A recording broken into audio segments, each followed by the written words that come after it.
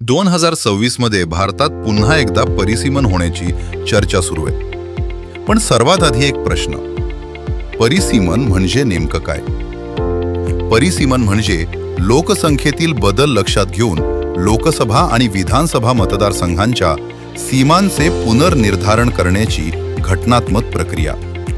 मात्र एक गोष्ट लक्षात ठेवा, परिसीमन म्हणजे प्रत्येक वेळी मतदारसंघांच्या जागा वाढतातच असं नाही.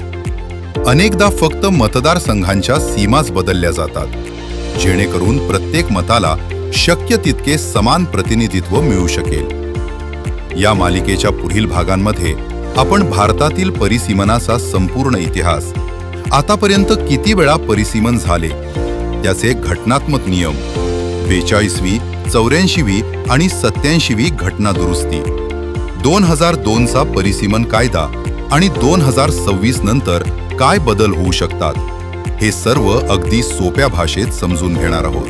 अशाच विश्वासार्ह शासन निर्णयांची माहिती सर्वात आधी मिळवण्यासाठी शासन साथीला नक्की फॉलो करा.